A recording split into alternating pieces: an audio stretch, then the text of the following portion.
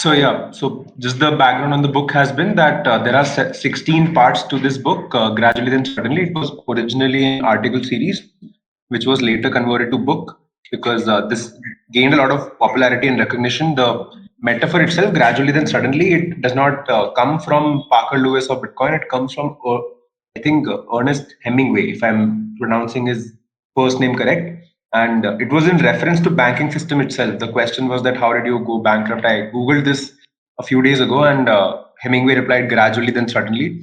And so there are myths around what was the context behind that saying. Some people say that it is about bank runs. That bank runs are not something that most people anticipate. That is why they make the run on the bank, because if they were able to anticipate, they won't need to make a bank run, right? They will just withdraw their money.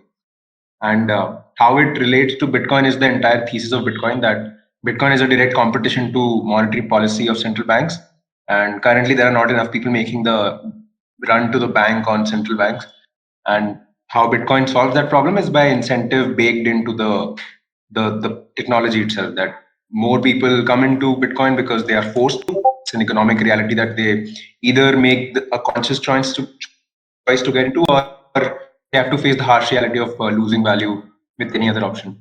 So interestingly, the sixth part of the book is talks about the problem and the biggest problem that Bitcoin solved itself. Until this point, the book was actually interestingly not directly talking about Bitcoin or in the context of what problem it solved. It was talking about the lot of narratives that misrepresent Bitcoin in the broader mainstream narrative. I We watched at Bitspace a video today of Spiral. I supposedly got to know that it was already viral. I watched it for the first time by Spiral, and it was, I can't remember the title of the video, but the video was about very artistically explaining how misconceptions of Bitcoin sometimes forces people to rebrand it. A lot of mainstream people want to rebrand Bitcoin in a way, explain it in a sense where it does not directly talks about the exact problem it solves. I'm going on a bit of a ramble here, but I would suggest watching that. It's a really good, funny way of explaining Bitcoin to people who might not be interested in going too deep into it. But since Bitcoin is relevant to everybody who is an economic participant, I would suggest watching it. Yep. So let's start. Bitcoin fixes this. Another context that I find important is this was written in August 2019. And why that is important, I think will be made clear when we read this chapter.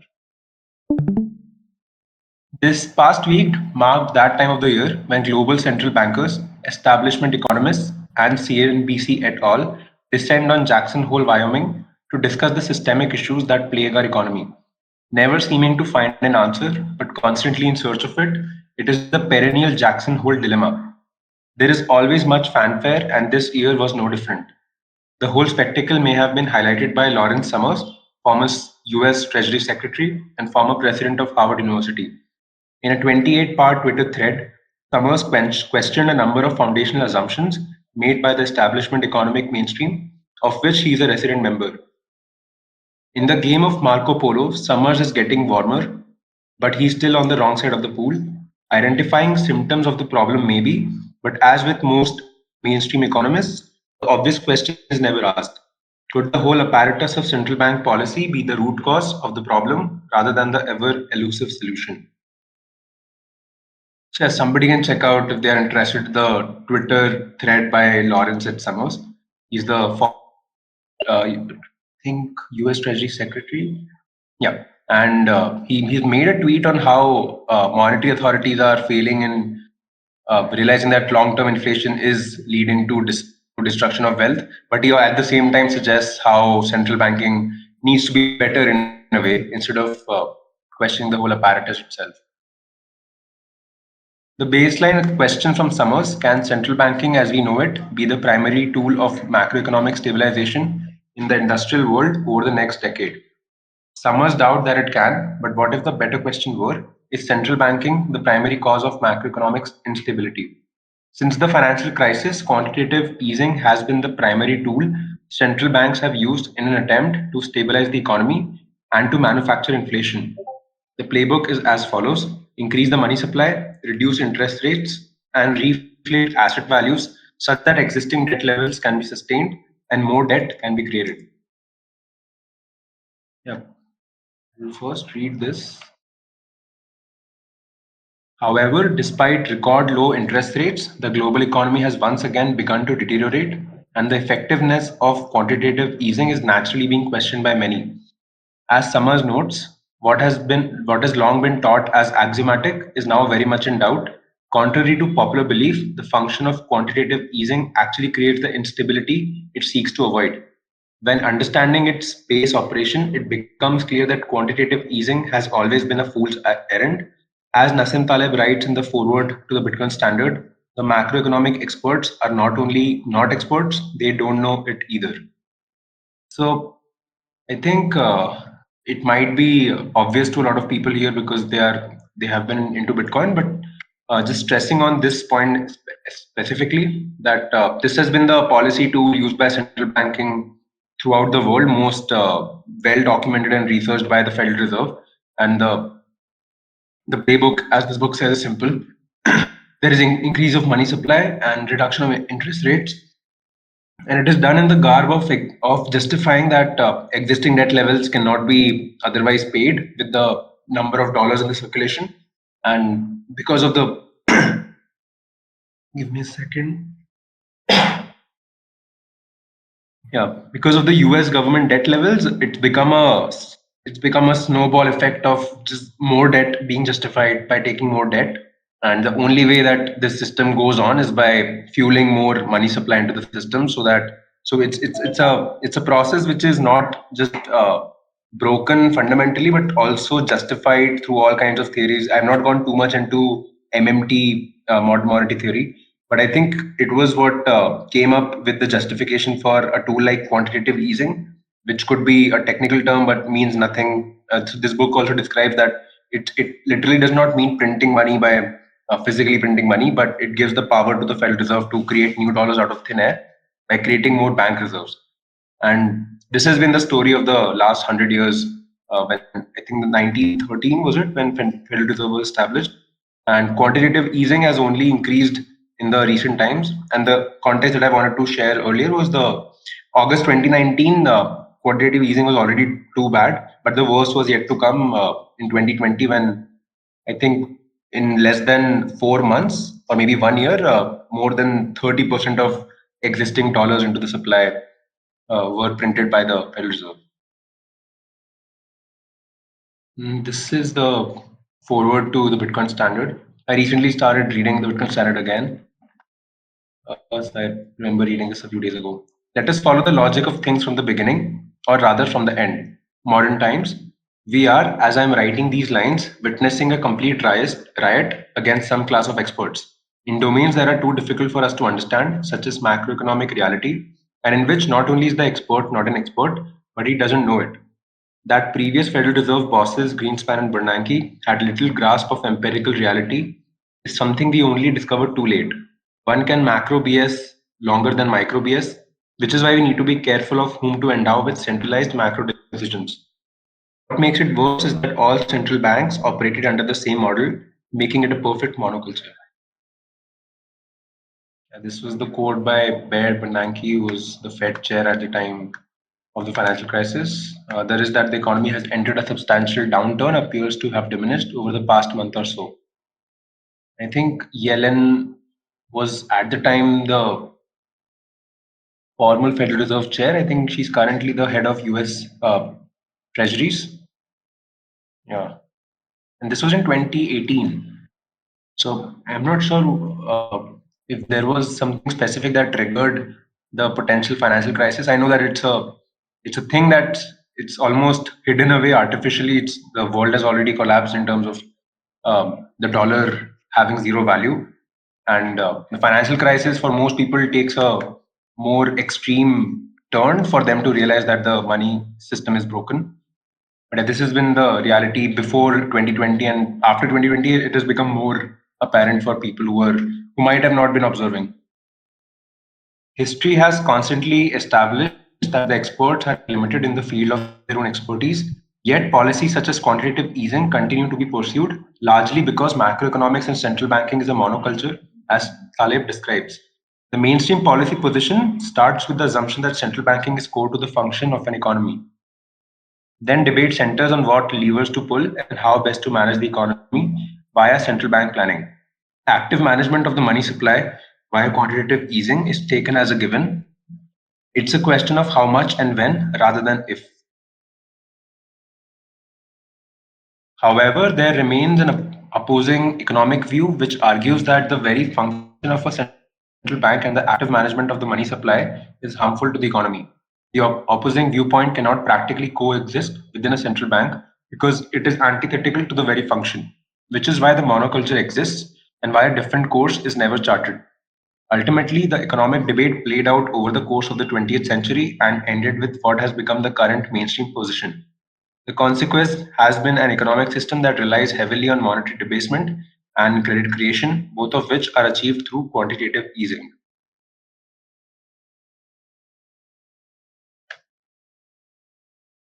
Now that Bitcoin exists, it is no longer merely the subject of an intellectual debate. Instead, we now have two competing monetary systems that present great contrast. One attempt to create stability through active management of the money supply, while the other tolerates interim volatility in the interest of maintaining a fixed supply.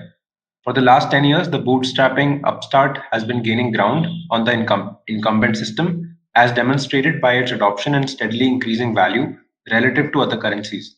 Opting into Bitcoin means opting out of quantitative easing, and while it may be a volatile path, the long term trend will continue because central banks continue to pursue the very policy tool which Bitcoin prevents.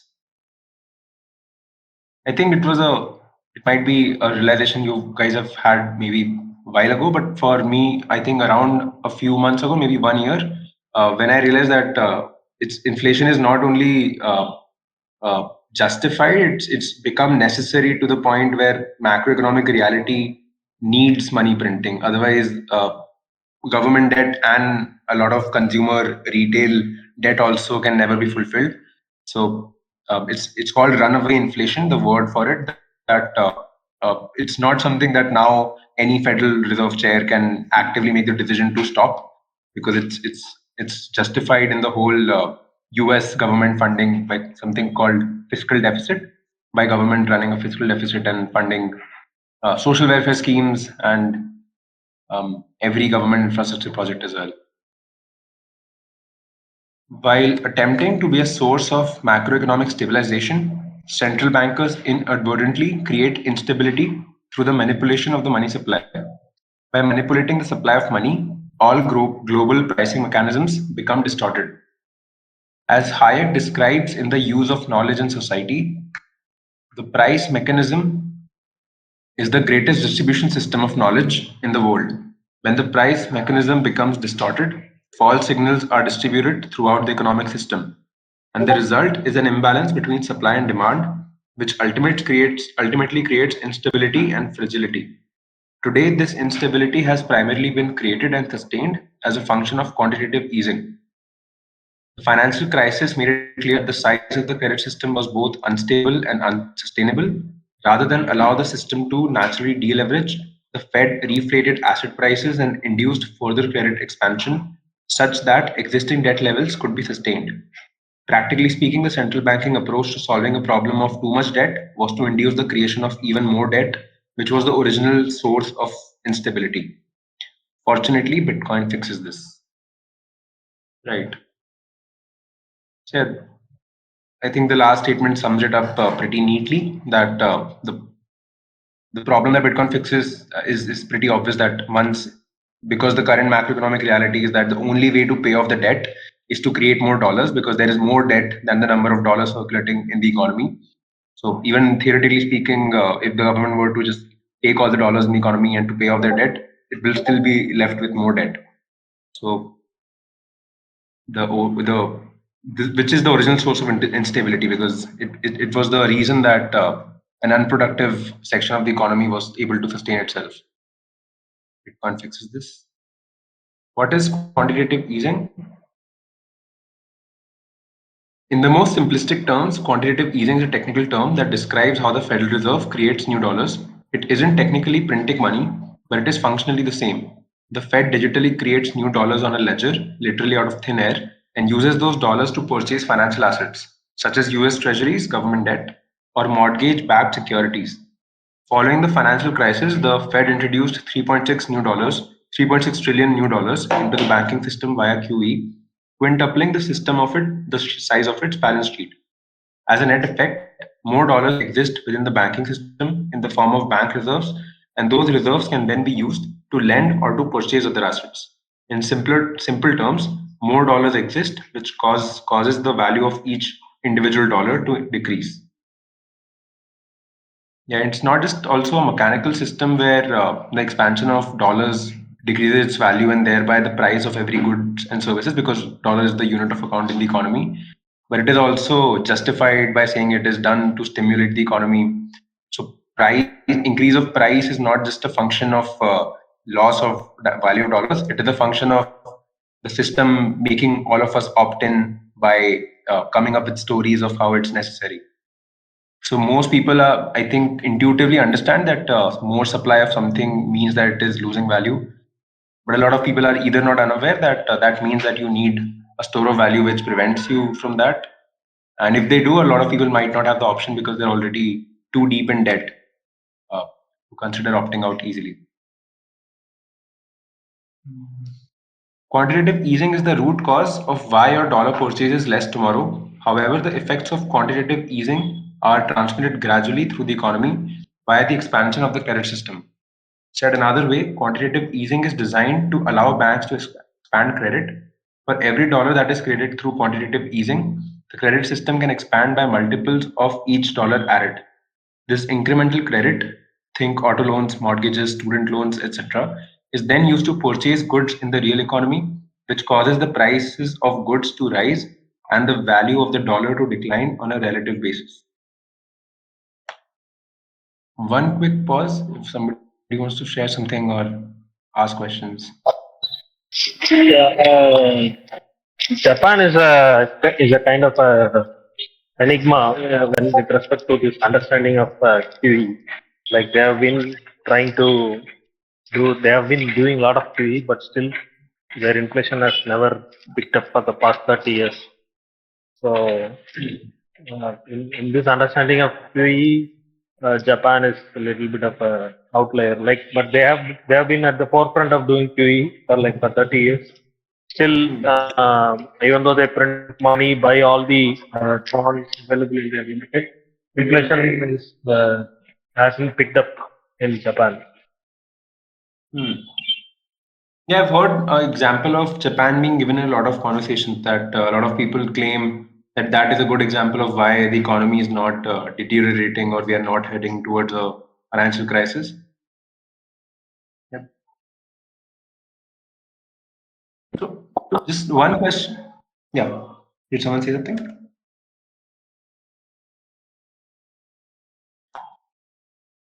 Okay. Yeah. So yeah, if somebody does have any thoughts or questions, please feel free to ask at any time. I think somebody was recently explaining it to me that in a country like India, because a lot of our population is productive and young, and there's room for development in a developing country like India. So a lot of the times, inflation is not easy to notice because the supply of goods and products are increasing at a pace where most people might not notice the effects of inflation in their day-to-day lives too harshly. And that is also one of the reasons that a place like India might not be receptive to Bitcoin adoption, at least in the near term. But yes, my argument was always very simple that um, we do not have an option because India is also too deep in debt, and runaway inflation will eventually inflate the rupee away. And India geopolitically also is not in a position to make any claims of rupee being the global reserve currency. So Yeah, I'm not saying, yeah. like there is this global debt clock website. There is a website that tracks debts of different various countries. Like we are also nearing 100% debt to GDP ratio. Yep, yep. And I think there is some metric which says that once the GDP to debt ratio crosses 100%, that is when there is some, I think, term for financial crisis, or at least some variant of it, that it is said to have reached only after the ratio reaches 100% or 1:1. Yeah, Luke Groman talks more about that, but I don't remember the exact idea behind.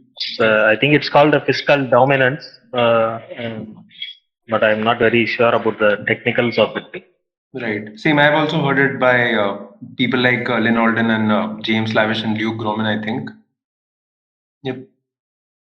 But yeah, I also recently got to know that the India debt levels have also neared 100% to the GDP. So it's the argument that we are producing goods and services at a rapid pace, which decreases the price and makes us not feel the effects of inflation, might not hold true. But I've also not uh, done the first-hand resource research. I'll continue from here. Does quantitative easing work? The short answer is no. While many believe that quantitative easing was necessary, it merely kicked the can down the road and guaranteed more QE would be necessary in the future. The root cause of the crisis was a financial system that had become far too leveraged. At the time of the financial crisis, every dollar in the banking system had been leveraged and lent 150 to 1. There was too much debt and too few dollars, and the degree of leverage was only made possible as an indirect function of the Fed sustaining economic imbalances. With every recessionary business cycle in the decades leading up to the crisis, the Fed increased the supply of dollars to lower interest rates and to induce credit expansion. Rather than allow the system to course correct as a natural market function, the Fed's continual response was to reflate asset values by increasing the money supply such that existing debt levels could be sustained and more credit could be created. So, hmm. One point I think I remember recently is I read about the 40-year or the 80-year-old economic cycle, and the reduction of interest rates has come down to absurdly low levels of being lower than 4 or 6% way before, even in early or mid 2000s, and it reached its maximum in 2020 when the interest was almost 0% or very close to 0%, and it's basically borrowing money and having to not pay a cost for it. So it it led to a point where the Fed could not have lowered interest rate to any more degree than they had already done. And yeah, of course, that increases the money supply and never does any good for the system other than the cantonniers themselves. Through this function, the Fed inadvertently created the instability that existed in the financial system in 2008, because it created the environment which allowed for an unsustainable degree of system leverage to accumulate over the course of decades. While it has pursued similar policies for decades, the financial crisis created an environment that triggered a more drastic response from the Fed. Practically speaking, the Fed needed a bigger boat, and in response to the market turmoil, it increased the supply of dollars by 3.6 trillion in order to stave off an impending financial collapse. This time was different. While the subprime crisis steals the headlines, the real issue was the cumulative effect of sustained imbalances in the credit system, which had accumulated over many cycles, and the overall degree of system leverage. There are popular charts of, I think this is St. Louis Fed, which is which is the branch of Fed. I'm not sure actually if this is a separate executive branch of Federal Reserve, or some U.S. State level of central bank. I'm not sure actually. So I've seen charts of debts by. I'm sure all of us have seen the charts by Federal Reserve of the increase in debt levels, and yeah. In the Fed's economy, the credit system has become the marginal price mechanism. And because the Fed has a mandate to maintain price stability, it must implicitly maintain the size of the credit system in order to sustain general price levels. During the financial crisis, the credit system began to contract and asset price levels rapidly declined in a disorderly fashion. In order to reverse the impact, the Fed was forced to drastically increase the money supply, quantitative easing, in an effort to maintain the size of the credit system. Even after the height of the crisis, the Fed determined it was necessary to add trillions more in new dollars to continue to support a languishing system, despite acknowledging the limitations of its monetary policy tools. This is Fed's catch 22. Even when it seemingly knows better, the Fed's default position is to err on the side of more quantitative easing, not less. So these are the quotes by Ben Bernanke. This is in August 2011. I'm perfectly willing to accept the argument that monetary policy is not the main tool, that this is not the main thing wrong with the economy, but it's our duty to do what we can to be palliative, to help where we can, even if we can't solve fiscal, structural, and other problems. So the other quote, I don't think it is literally the case that monetary policy is completely ineffective. I think we can see the effects of financial markets, which in turn must be affecting wealth, confidence, and some other determinants of spending and production. To the extent that transmission is weaker, that could be used to argue for more stimulus rather than less stimulus. By responding with quantitative easing, the Fed induced a credit system already saddled with too much debt to expand massively. Today, the US credit system supports approximately 73 trillion of fixed maturity debt system wide, which represents an increase of 20 trillion above pre crisis levels. This debt is stacked against only 1.7 trillion of actual dollars that exist within the banking system. As a consequence, there remains far too much debt and too few dollars. Because QE induces the creation of trillions more in debt, it is more likely the heroin than an antibiotic. The more that is applied to a financial system, the more dependent on it that system becomes, and the worse off when it is removed. Bitcoin fixes this. Prior to 2009, everyone was forced to opt into the system, and there was not a viable off ramp. This is ultimately the option that Bitcoin provides, and it exists largely as a response mechanism to global QE. There is no more simple explanation to the question of why Bitcoin exists. While Bitcoin would have presented an superior alternative even in the absence of quantitative easing, the global monetary debasement which occurred in response to the crisis sharpens the contrast. It is this contrast that makes the mere existence of Bitcoin far more intuitive than it otherwise may be. Bitcoin literally exists because some highly intelligent individuals identified a problem and set the wheels in motion to create a solution. However, Bitcoin practically exists because it presents a fundamentally better solution to the problem of money.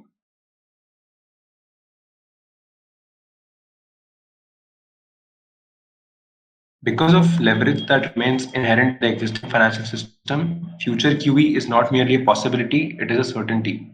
Future QE from the Fed and central banks all over the world is a when, not if question. The credit system was unstable and unsustainable in 2008. As a function of QE, it has expanded massively and now supports 20 trillion more debt in the US alone. Every time the Fed or any central bank announces the subsequent rounds of QE, that is the reinforcing market signal of why Bitcoin exists. It is the choice between holding a form of currency that is continually and systematically debased by central banks or a form of currency with a fixed supply that is unmanipulatable. Bitcoin is the check, balance, and ultimate opt out path to the problem QE presents.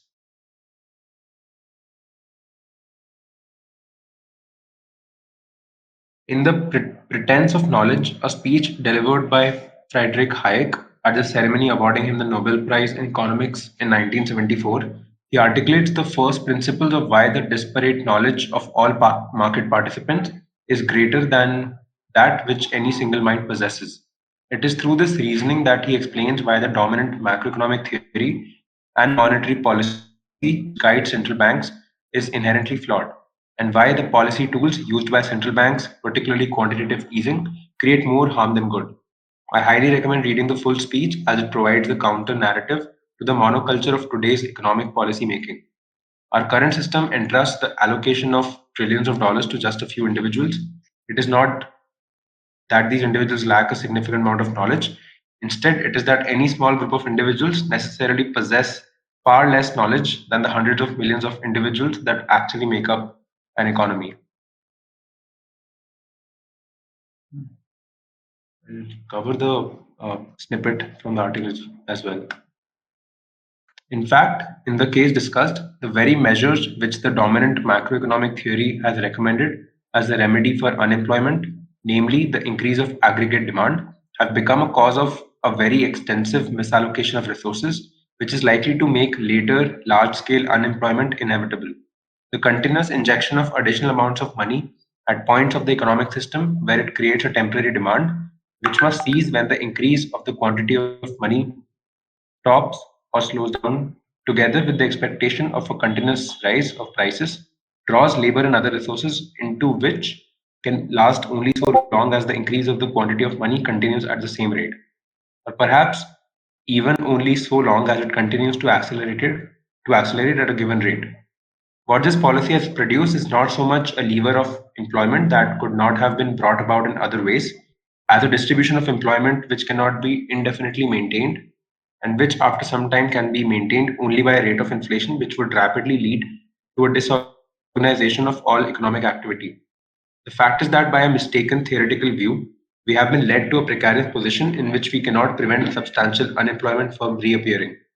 Not because, as this view is sometimes misrepresented, this unemployment is deliberately brought about as a means to combat inflation, but because it is now bound to occur as a deeply regrettable but inescapable consequence of the mistaken policies of the past as soon as inflation ceases to accelerate.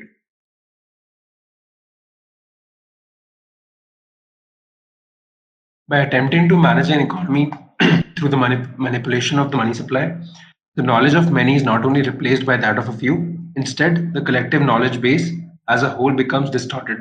The mechanisms that govern supply and demand can no longer function efficiently, which creates imbalances that can only be sustained so long as the market remains manipulated. In the end, the ultimate negative impact to the economy is far greater than it otherwise would have been in the absence of central bank intervention. The financial crisis is patient zero, and the quantitative easing response is only likely to put us in a more precarious situation today. The first order impact is the devaluation of the currency, but the ultimate impact is the deterioration of the underlying economic structure. Bitcoin is designed to fix this, but no one should expect a seamless or painless transition away from a system saddled with decades of accumulated imbalances.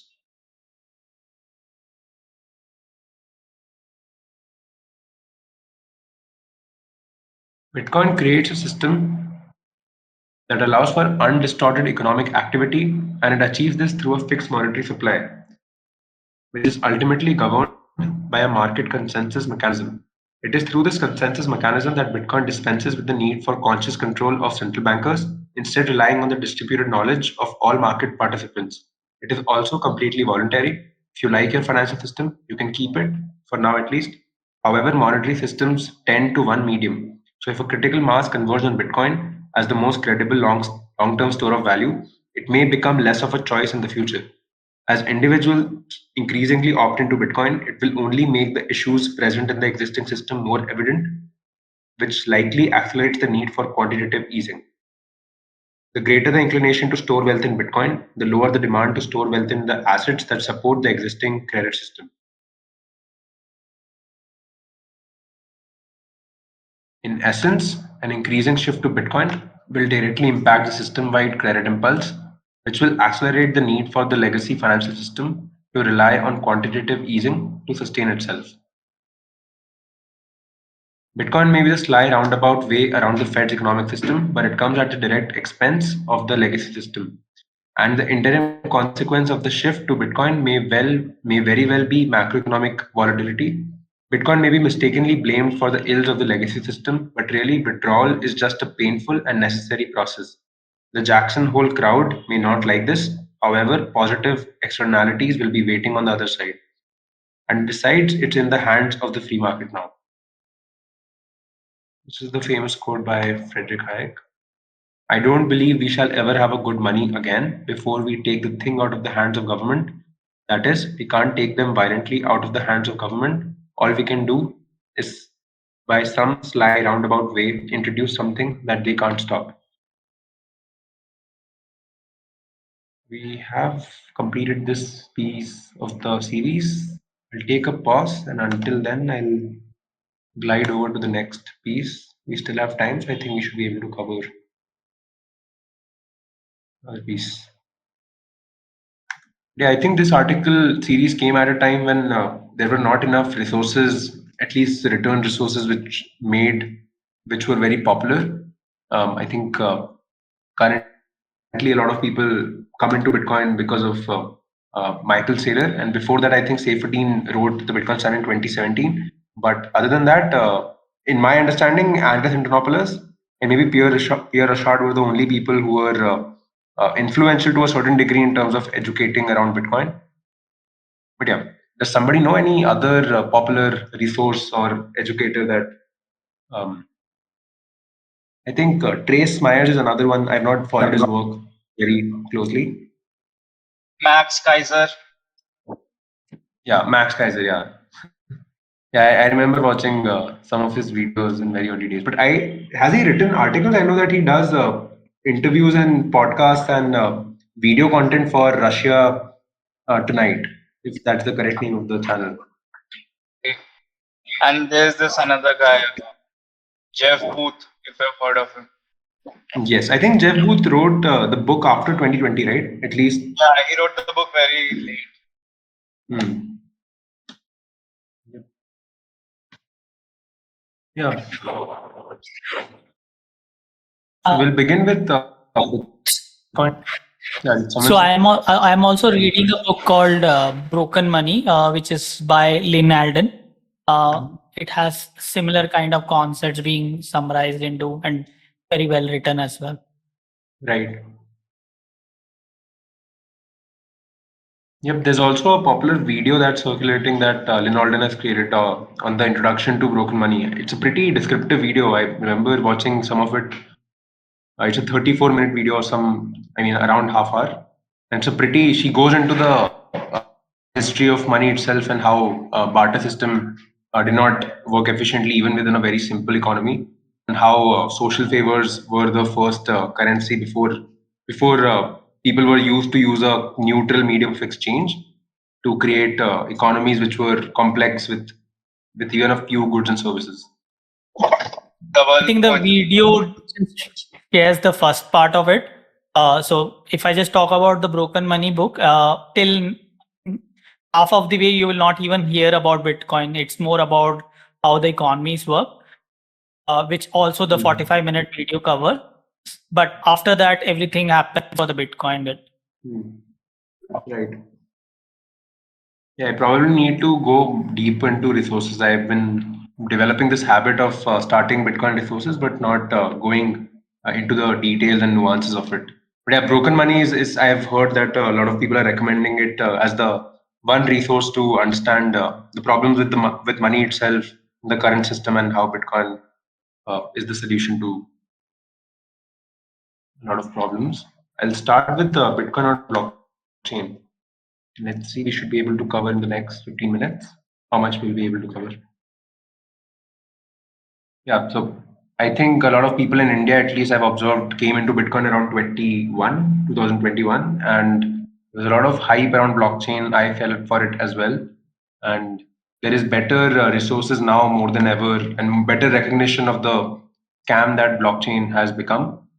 And so Bitcoin does use, Bitcoin is a blockchain after all, but it's like so the common metaphor that I give to myself is a steering wheel that Bitcoin uses blockchain as the means of arriving at consensus using proof of work. It's like a steering wheel of a car. It's important for the functioning of an automobile, but you cannot pluck it away and take it someplace else and use it as a innovative technology. The famous meme is of a horse and people trying to the word for it is skeuomorphic design, which is a more technical term for the same idea. That whenever new technology comes into humanity, a lot of people try to put it into the paradigm that they are aware of and try to make it incremental instead of realizing that the new technology completely does away with the older alternative. So when Bitcoin was invented, the entire monetary system did not make sense. You cannot fit Bitcoin into some closed ecosystem of any existing monetary networks. Have you ever heard a smart sounding friend say that they aren't sure about Bitcoin, but they believe in blockchain technology? This is like saying you believe in airplanes, but you're not sure about the wings. And there's a good chance that anyone who thinks that may not understand either. In reality, Bitcoin and its blockchain are dependent on each other. However, if new to Bitcoin, understanding how it works and parsing the landscape can be incredibly difficult. Frankly, it can be overwhelming given the complexity and sheer volumes of projects. Who has the time to possibly evaluate everything? There is, in fact, a manageable path, but you have to know where to start. While there are seemingly thousands of cryptocurrencies and blockchain initiatives, there is really only one that matters: Bitcoin. Ignore everything else like it didn't exist. And first, try to develop an understanding of why Bitcoin exists and how it works. That is the best foundation to then be able to think about the entirety of everything else. It is also the most practical entry point. Before taking a flyer and risking hard earned value, take the time to understand Bitcoin and then use that knowledge to evaluate the field. There is no promise that you will come to the same conclusions, but more often than not, those who take the time to intuitively understand how and why Bitcoin works more easily recognize the flaws inherent in the field. And even if not, starting with Bitcoin remains your best hope of making an informed and independent assessment. Ultimately, Bitcoin is not about making money and it's not get rich quick scheme. It is fundamentally about storing the value you have already created. And no one should risk that without a requisite knowledge base. Within the world of digital currencies, Bitcoin has the longest track record to assess and the greatest amount of resources to educate, which is why Bitcoin is the best tool to learn. Yep. So I think Saifuddin puts it very eloquently in the Bitcoin standard. Might miss out on the exact words, but the idea is that the ethics or the entire invention of Bitcoin requires personal responsibility. It's not something you can delegate away to an expert. So taking the time to understand Bitcoin is the best investment. The common meme is other than Bitcoin itself, but I think uh, learning how to store it, use it, and understand why it's important, what problem it solves, is the more important step before actually storing your wealth in Bitcoin. To start on this journey, first realize that Bitcoin was created to specifically address a problem that exists with modern money. The founder of Bitcoin set out to create a peer to peer digital cash system without the need for a trusted third party, and a blockchain was one critical part of the solution. In practice, Bitcoin, the currency, and its blockchain are interdependent. One does not exist without the other. Bitcoin needs its blockchain to function, and there would not be a functioning blockchain without a native currency, which is Bitcoin with a small v, to properly incentivize resources to protect it. That native currency must be viable as a form of money because it is exclusively what pays for security, and it must have credible monetary properties in order to be viable. Yeah, I'll read this last sentence again. That native currency must be viable as a form of money because it is exclusively what pays for security, and it must have credible monetary properties in order to be viable. So this is the permissionlessness of Bitcoin itself. That investing resources into Bitcoin rewards you with Bitcoin itself. So it's not a network where somebody has to give you access to it. And for that to happen, Bitcoin itself, the reward that you get for putting your resources into it, should work as a form of money without having to necessarily appeal to some authority, because that's the entire point of having a money which is censorship resistant, which is decentralized, and which has properties of maintaining a fixed verifiable supply.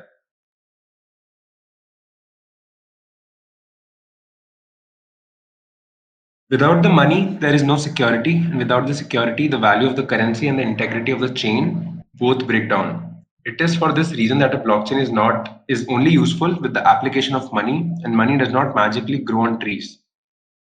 Yep, it is that simple. A blockchain is only good for one thing: removing the need for a trusted third party, which only works in the context of money. A blockchain cannot enforce anything that exists outside the network, while a blockchain would seem to be able to track ownership outside the network. It can only enforce ownership of the currency that is native to its network. Bitcoin tracks ownership and enforces ownership. If a blockchain cannot do both, any record it keeps will be inherently insecure and ultimately subject to change. In this sense, immutability is not an inherent trait of a blockchain, but instead an emergent property. And if a blockchain is not immutable, its currency will never be viable as a form of money because transfer and final settlement will never be reliably possible. So this is a pretty mouthful. If somebody might read it for the first time, there are some concepts here which might not be too intuitive. But the simple idea is that ownership of anything which you can physically touch can never be secured on the blockchain. And the only reason that such an absurd idea even gets discussed is because there's a lot of interest and projects in terms of money, of course, not in terms of any real innovation happening. And there are ideas of health. There was this idea of healthcare or financial records on Bitcoin, on blockchain. And the idea fails because the idea of ownership within Bitcoin is through owning the native currency of the network. And if you have any other data set which is attempted to be enforced on a blockchain, it inherently requires some authority to enforce it. You cannot enforce land titles without having some authority to enforce the ownership, which means that if there is some dispute, there has to be a guaranteed way without trust to even need a blockchain in the first place. So how Bitcoin solves that problem is through the idea of a native currency and ownership through private keys. So your private, it's said in mastering Bitcoin as well that ownership through private keys is what counts in Bitcoin. There's no other idea of ownership without having access to your keys. And this gives rise to the immutability of the Bitcoin blockchain, that the entire network converges to one consensus mechanism called proof of work. And as more time goes by, as more blocks go by, it requires an attacker to create equivalent amount of work to be able to dispute any claim on the ownership of the Bitcoins themselves. Without reliable final settlement, a monetary system is not functional and will not attract liquidity. Ultimately, monetary. So we have reached the 9 mark. Let's read it for 5 minutes. We started at 8:10, but I think I want to also engage people without necessarily reading one way. Yeah, we'll finish up this section and then we can open the discussion for everybody to just share their ideas. Ultimately, monetary systems converge on one medium because their utility is liquidity rather than consumption or production, and liquidity consolidates around the most secure long term store of value. It would be irrational to store wealth in a less secure, less liquid monetary network if a more secure, more liquid network existed as an attainable option. The aggregate implication is that only one blockchain is viable and ultimately necessary. Every other cryptocurrency is competing for the identical use case as Bitcoin, that of money.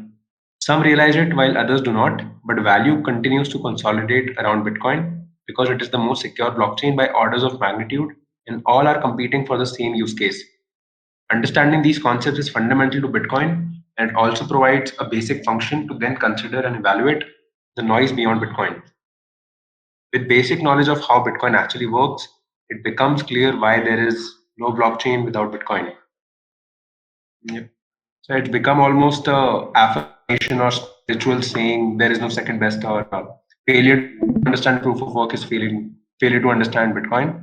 And I think just my opinion may be that the entire idea is only discussed because there is insanity of their mainstream efforts going into changing Bitcoin's consensus mechanism to proof of stake, or people claiming that Bitcoin wastes energy. So yeah, just a rambling at this point. I think we can close out the session. But yeah, goes without saying that an idea of proof of work blockchain consensus mechanism is the only way to create a money which is neutral, and that is ultimately the purpose of using um, any resources, investment, energy into making Bitcoin happen. Yeah. A Bitcoiner I know from Twitter shared an article by Lynn Alden. The article talks about Japan's stagflation and misconceptions about that. So, a Bitcoiner from Twitter, if you're listening right now, join us in Discord. He's a really knowledgeable guy. Okay, sorry. What did you say? That you asked him to join Discord?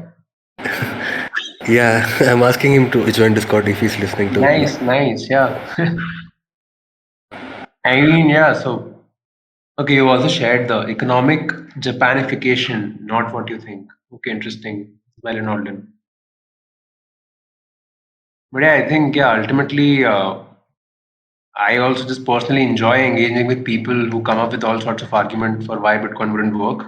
Not only because it helps you strengthen your own understanding and creates better adversarial thinking instead of just relying on resources or other Bitcoiners or trusting any form of expertise, but also because I think there's a lot of cognitive dissonance from the simple fact. I know it's a popular meme that most people justify any sort of financialization because it is too disrespectful to their ego to think that something as simple as Bitcoin could work.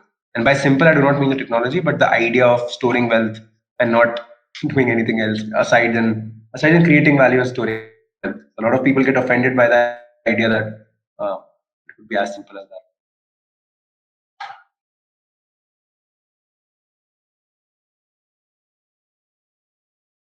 Yeah.